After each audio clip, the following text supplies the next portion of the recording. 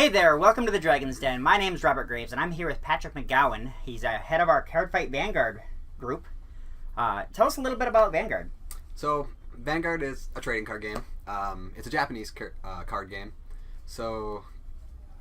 But it still comes in English, right? Yeah, of course. Okay. So, it's by the company Bushiroad. They made games like, I guess, Weiss Schwarz, Future Card Buddy Fight.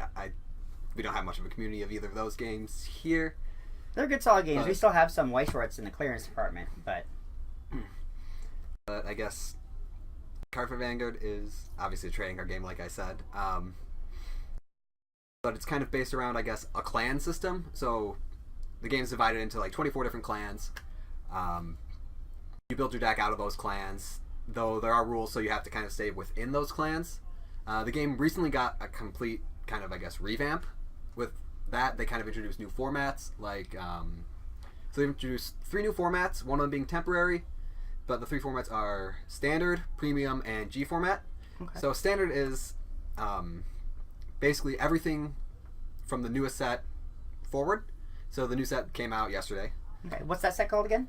Unite Team Q4. Okay, that's quite a mouthful. Yeah. But Q4 is the shorthand, right? Yeah. Okay, cool. Or just BTO1. That's what. Usually we go by the set number versus the name. It's easier to keep track of it that way. Okay. Then there's premium, which is everything. And then G format, which is everything before BTO1. A lot of us, I mean, right now there's not too many of us like premium players, but with this revamp, there have been some older players who have been kind of interested in getting back in the game. So. Okay, so we play tournaments on Wednesdays usually, right? Yep. Which format do we play then? I think. What we're going to starting now. What are we playing? I think the plan is premium on Wednesday and standard on Sunday, which is a new day. We're having 2 days just to kind of signify that new format. Okay. Wednesdays we play the premium, which you can play with everything on 6:30, and then Sundays, what time do you guys normally start? Still up for a little bit of debate, but I think we're thinking around 5. Okay. So 5 o'clock. We should be no later than that probably because we close at 9 on Sundays. So how do you play Vanguard? Just give us a real quick rundown. How many? It's a collectible card game, so it's randomized. You build your deck ahead of time, right? Yep. Right. Like what's your card? The deck size. So the deck size is 50. Okay. I guess one of the deck is you have to play 16 trigger units, which are a special type of card in the game. Okay. So we'll probably get to that when we get to that later on. Yeah. Right? Okay. Otherwise, as long as you're playing 50 cards within that same clan, with 16 of them being trigger units, that's pretty much how the deck is constructed. Okay. Of course, there's different like levels of cards, so you want to kind of balance out the ratios there to make it so you can at least see what you need. So there's levels 0 through 3, right? Yep. Okay. So you start with a level 0? Yep. Play? So how does that work? How do you go bigger? So every turn, so there I guess are 3 main phases of the game. There's ride, main, and battle phase. Okay. So what happens in ride? Ride is where you basically stand, untap all your units, and draw a card, and then you can choose a card equal to or 1 up from your Vanguard's grade and place it on your Vanguard. Okay, so where does the Vanguard go? Vanguard goes right in the middle of the field. Your level 0 starts on the Vanguard spot, and then you can ride that. What does that give you? So, riding basically levels you up. You get extra abilities. Also, you can only summon units that are the same grade or less than your current Vanguard's grade. So the higher grade your Vanguard, the higher grade rearguards you can play.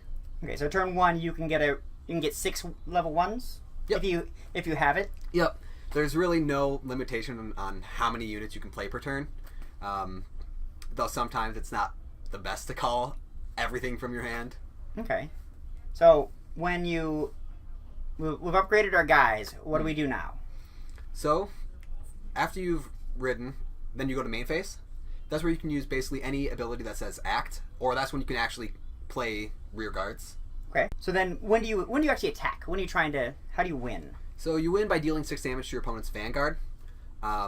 Basically all of your rear guards in the front row can swing on your opponent's front row, but you can swing on their rear guards. They're not going to take a damage if you do that. It'll just destroy that rear guard. But swing on the Vanguard, if they choose to take that hit, they'll take a damage. What if I don't want to take a bunch of damage? So then you have the option to block using cards from your hand, or there are some cards that have the intercept symbol, which means if they're in the front row, you can block with those as well. Okay. Each card has a different shield value. Like They're mostly standardized between grades, though some of them do have a little bit higher. Like triggers, there's either a 20k shield on heals, 15k on crits, 5k on draw, except for there is the special case with draw perfect guards. Okay. Grade 1s usually have 10k shield, though there are some that have 0 shield, and some that have 15k shield. Grade 2s generally 5k shield, and sometimes 10k. Grade 3s have no guard at all. So, really they're only good for playing on your Vanguard circle, or if you need a rear guard, you can call them too. So there's a fair bit of math involved. Yep. So, if you attack and you get these...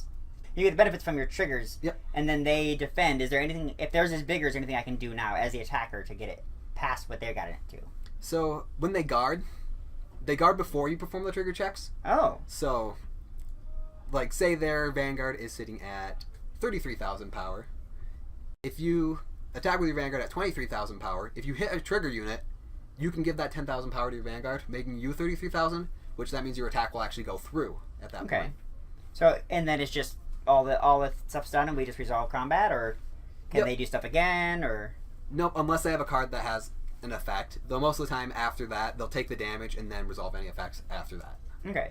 And so those bonuses last until end of turn, or until the end of that little skirmish, and then the next combat they have to do more pumping? End of turn.